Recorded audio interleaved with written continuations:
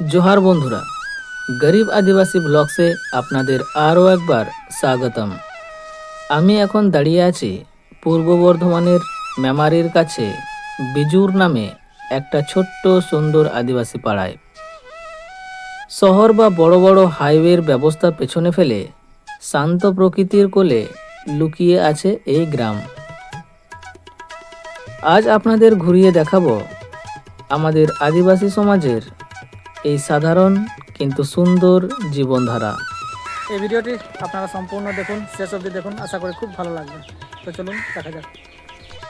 গ্রামে ঢোকার মুখেই যে জিনিসটা মন ছুঁয়ে যায় তা হলো এখানকার সরলতা। ছোট ছোট মাটির ঘর আর কিছু জায়গায় পাকা বা ইটের বাড়ি। এই যে সরু ঢালাই রাস্তার গলিটা দেখছেন, এটি পুরো পাড়াকে যেন একটা সুতোয় বেঁধে রেখেছে। মাটির ঘরের এই শীতলতা আর শান্তি কিন্তু কোনো এসি ঘরেও পাওয়া যায় না, তাই না? একটু এগোতেই পাড়ার ঠিক মাঝখানে চোখে পড়ল এই চাপাকলটি।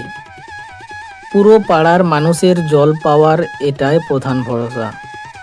খাওয়ার জল থেকে শুরু করে ঘরের কাজে সকাল থেকেই এই চাপাকলকে ঘিরে জমা হয় গায়ের মানুষের গল্পগাছা।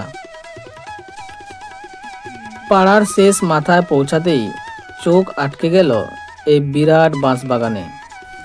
বাঁশ পাতার খসখস শব্দ আর বর্ষার মেঘলা আকাশ, উফ, অসাধারণ। আর বাঁশবাগানটা পার হতেই সামনে খুলে গেল এক বিশাল খোলা মাঠ। এখন তো বর্ষাকাল, চারদিকে সবুজ আর সবুজ। কৃষকরা মাঠে ধান পুঁতছেন, মাঠে মাঠেই জীবনের নতুন গান। একজন চাষি এইখানে বসে বসে হাওয়া খাচ্ছেন। চলুন এই গ্রামের সম্পর্কে তার কাছ থেকে কিছু জানা যায়। আপনার এখানেই বাড়ি? আমার এখানেই বাড়ি। আপনার নাম?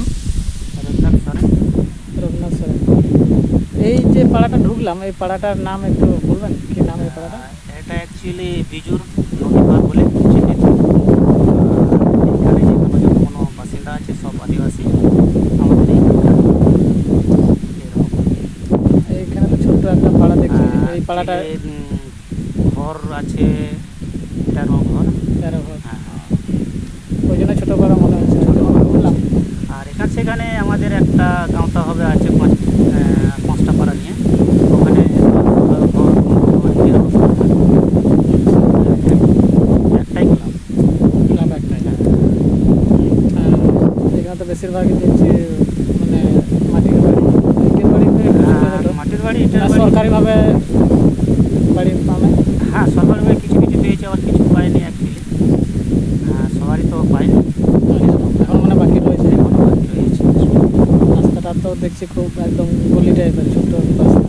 আপনাদের কোনো অসুবিধা হয় না? না, এখন আগে হচ্ছিল, এখন আপাতত হয় না। এখন এই ঢালাই ফেলাই হয়েছে বলে এখন মাটিতে কি রয়েছে। আর হসপিটাল এখান থেকে কত? হসপিটাল এখান থেকে 4 কিলোমিটার। 4 কিলোমিটার, তাহলে কাছেই আছে। হ্যাঁ, কাছেই আছে। পরিষেবাটা খুবই ভালো এখানে। আচ্ছা, এটাই গাড়ি ঘোড়া যেগুলো পাওয়া যাবে। হয় না। বাহ, খুব সুন্দর। হ্যাঁ, এই খোলা মাঠ থেকে বয়ে আসা ঠান্ডা হাওয়াটা যখন লাগছে, সারাদিনের সমস্ত ক্লান্তি যেন এক নিমেষে উবে যাচ্ছে। আজকের বর্ষার এই বিজুর গ্রাম আমাকে অনেক কিছু শেখালো। কম সম্পদেও কিভাবে হাসি মুখে শান্তিতে বেঁচে থাকা যায়। আমাদের আদিবাসী সংস্কৃতি আর মাটির এই টানই আমাদের আসল পরিচয়। আজকের এই ছোট্ট গ্রাম সফরটা আপনাদের কেমন লাগলো কমেন্ট করে অবশ্যই জানাবেন। ভিডিওটি ভালো লাগলে লাইক ও শেয়ার করবেন। আর আমাদের গরিব আদিবাসী ব্লগস চ্যানেলটিকে সাবস্ক্রাইব করে পাশে থাকবেন। দেখা হচ্ছে আবার নতুন কোনো ভিডিওতে, নতুন কোনো গল্প নিয়ে। ভালো থাকবেন সবাই। জোহার।